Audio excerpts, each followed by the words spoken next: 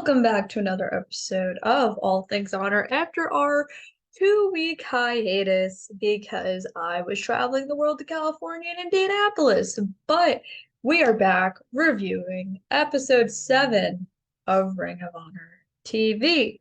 I am your host. I'm Kimmy. Let's get started. Now, the interesting thing is that I have not watched Ring of Honor programming since right before Supercard of Honor. So how's Ring of Honor doing? Let's find out. So the first thing I will say is this. So 2 weeks ago, or what will be 2 weeks ago on Wednesday, I went to Dynamite in Long Island because I was comped, and they did the Ring of Honor taping right after Dynamite. And when I tell you, this was a bad decision. I very much prefer when they do the Ring of Honor taping, like how they did it in Florida. Like they devoted 2 days, they went out to Orlando, they did 4 episodes of taping, and it was great. To me, especially right after Dynamite. So the thing is, obviously, AEW really isn't like a kid demographic. Like it's mostly young adults and teenagers, but those people have to go to work the next day. And the Ring of Honor taping probably didn't start till around 10:15 and didn't end till 12:15 in the morning. Then trying to leave UBS is a whole disastrous thing to itself, plus traffic and everything. And so people aren't going to want to stay. Like even us, we went to Dynamite that Wednesday night. We were leaving for Indianapolis the next day. So we couldn't stay the full time. So we only stayed for half the Ring of Honor taping, and there was really nobody in the arena. So you're not really getting like a full crowd chant or any reactions, which is why I personally think that they should go back to doing it in Orlando, but hopefully they listen to me, especially because now they have Collision. So they're just like running out of time, space, and energy to record shows. But that's a whole other rant for another day. So we kick off this episode with Ari Daivari versus Mark Briscoe. And the one thing I really like is before they had the feud with FTR, a lot of people really didn't know who the Briscoes were because they were only primarily in Ring of Honor. And now that Mark is getting a lot more national exposure, they're so over. Like a lot of people I know when everything happened with Jay was like, oh my God, like is Mark even gonna like continue wrestling? And he's killing it. He's killing it as a single star. He gets this epic win.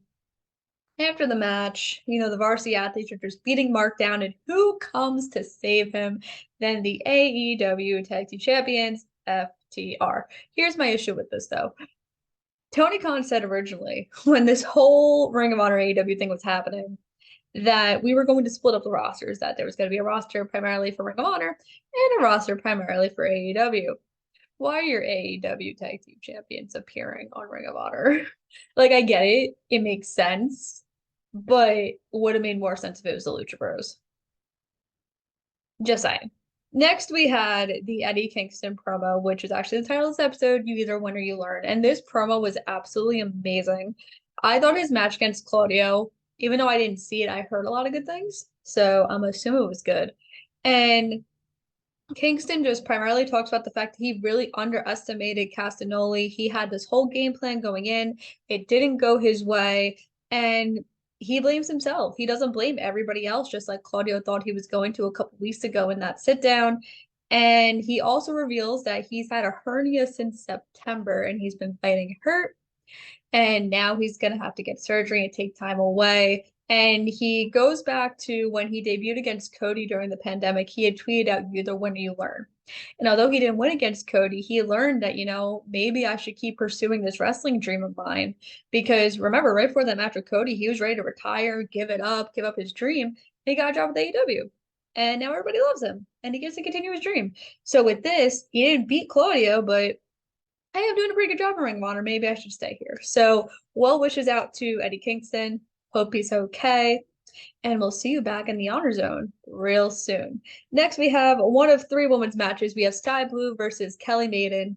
And no one can tell me that they just randomly decided to say on commentary that Skye Blue has been undefeated in Ring of Honor. They didn't say it for random. They are saying it because I fully believe, like I said on this show a couple weeks ago, that Skye Blue should be the one to defeat Athena because it's just there. Like if we're not doing it for Willow, it should be Skye Blue. I feel like Skye Blue has definitely improved since when she first came into AEW. She's coming into her own. The stuff that Madison Rayne had helped her with, it really is showing. I mean, she's also on Dynamite every single week too, so she is just killing it. This was just another easy win, rack up the wins to hopefully wrestle Athena, and she's killing it. And congratulations on officially becoming all elite. Skye Blue is also actually one of the many talents I worked with in LA. So to see her finally get that all elite graphic was really cool for me. Next, we have Darius Martin. Oh, poor Top Flight, man. So it's actually really funny because I remember, so Supercard of Honor was Friday. Sunday, I had gone up to Maria. We were talking about their whole ladder match. And she just looks at me, she's like, yeah, Dante. Dante. Now, Top Flight, I am convinced, is the most like cursed tag team in AEW because every time they get a little bit of momentum and they start racking up wins, one of them gets hurt. Now, not gonna lie, it's usually always Darius, so now like Dante is hurt, so I guess it's a little bit different, but still, like this tag team is supposed to be tag team champions. Oh my God, so frustrating. I feel so bad. Prayers out to Dante. I heard surgery went well, so that's good. So we're continuing this feud with the Kingdom, and this match was going good until what I believe is the first DQ finish of the 7 weeks we've done this Ring of Honor TV. Matt Taven obviously was not impressed, so he decides to come in, beats down Darius Martin, and who out of all people come to the save? AEW's newest signee, Action Andretti. This was great. I'm gonna tell you why. So they haven't really been using Action as of late. So I think him being a Ring of Honor is the perfect fit for him. He still gets to learn. There's a lot of veterans down there, and just I think him and Darius can make a pretty good tag team while we wait for Dante to come back. I mean, they have similar styles. They're both super young. They're both quick, fast paced. It works. And this was just really good. 10 out of 10. Excited for this tag team. Hell yeah. Good decisions. Next, we got Wheeler Yuta versus Tracy Williams. Now, here's the thing. Now that Wheeler Yuta is not pure champion, I can enjoy his matches because your girl hates pure rules. So commentary keeps on saying that, Yuta and Williams have this history. They both got into the business together and all this stuff. So this match was good. Not my match of the whole episode. We'll get to that next. But Wheeler Yuta's trying to rack up those wins, finally get himself back in contention. And I think the crazy thing is, like, I figured if Claudio was gonna win, Wheeler was gonna win. But that didn't happen, and Shibata won. So like that's a little eye-opening for me. But overall, Yuta's just trying to gain wins, getting back into maybe the TV title, maybe that's where his eyes are set on. Who knows? But good match. Darius Martin, Action Andretti call out the Kingdom for a match, saying there's new kings in Ring of Honor, and that is Andretti and Martin and not the Kingdom. Next was the match of the episode, because my God, the workhorsemen, Anthony Henry and JD Drake versus Shibata and Alex Coughlin. Now, the one thing I will say is when we were at the Ring of Honor taping 2 weeks ago in Long Island, literally no one knew who Shibata was. People were literally chanting, "Who is that?" And I'm like, "Yo, he just won the pure title on Friday. What are y'all talking about?" And he got a chant. They were chanting his name. I was so happy. I was like, "Let's go, Shibata. Hell yeah." But this was great. I mean, they also mentioned on commentary that this was the first time that Henry and Drake had tag team together, and it literally didn't seem like that. Like they were literally killing it. Seemed like a veteran tag team, but it was not enough. Shibata and Coughlin get the win, and after the match, Coughlin stares down Shibata, and we're gonna get that match. I'm assuming next week for the pure title. And I think the interesting thing is like Shibata's not. I don't think Shibata's from here. I think Shibata's from Japan. So I'm interested to see how this whole thing is going to work with him as pure champion, unless he's not gonna hold it for very long and he's gonna lose it in a couple weeks. I don't really know, but good match, good win. And we move on to our second women's match, Willow Nightingale versus LMK, Little Me Kathleen. And shout out to my man Ian Riccaboni, because this man does a whole rap during Willow's entrance. It was the funniest thing ever. And just protect him at all costs. I know on Dark they were shooting shots at the Ring of Honor commentary team. Don't really know where that's leading to, but I'm listening. I got you guys. I get it. So this was just another way to just Willow getting another win. This is her third win in a row on Ring of Honor TV. I'm kind of sad that Willow's actually getting rid of the purple hair. She bleached it blonde. So sad that the purple's fading away, but huge win for Willow.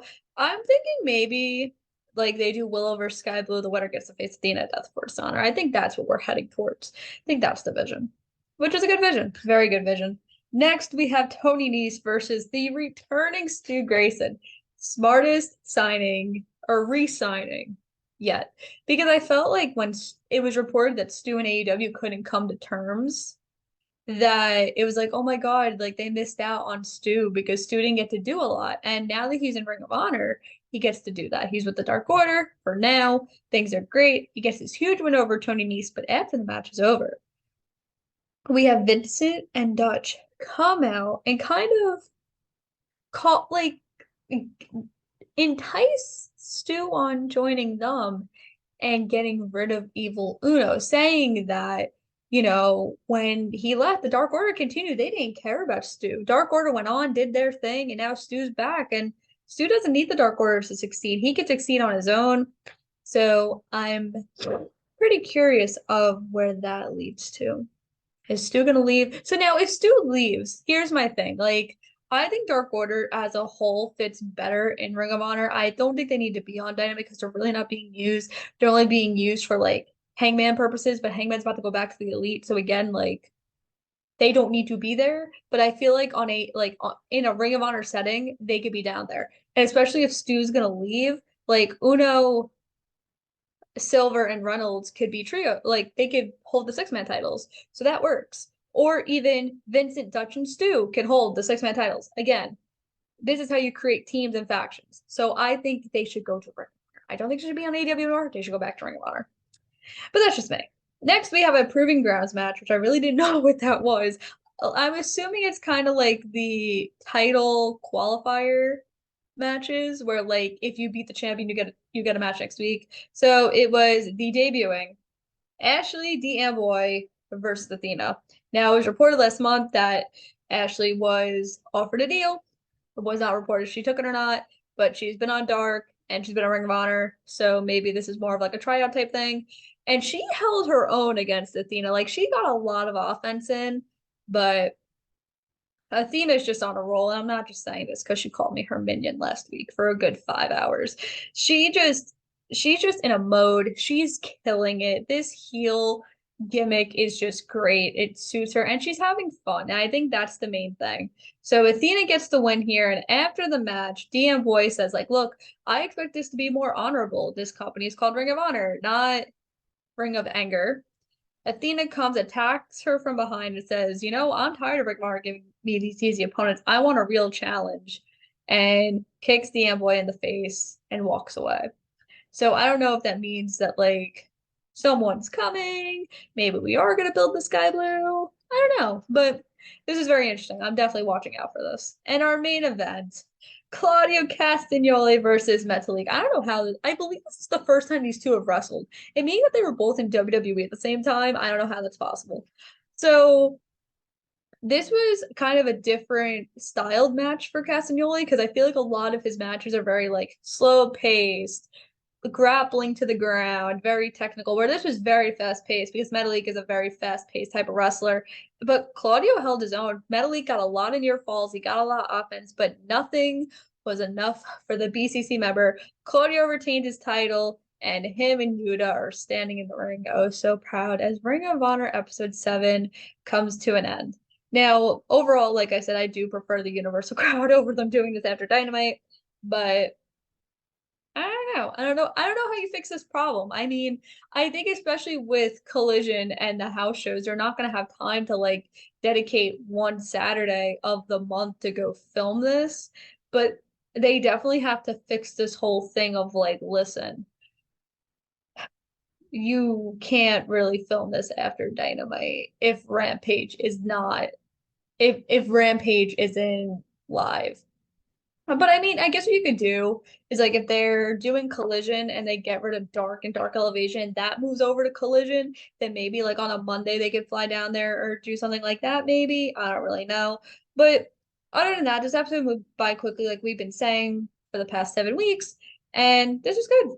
And 3 matches on a wrestling program is always a win. Thank you all for watching. We are officially back. Sorry about the 2 week hiatus, and make sure to follow me on Twitter, Kimmy_Sokol, and on Instagram, Kimmy Talks Wrestling. And we'll see you by next week.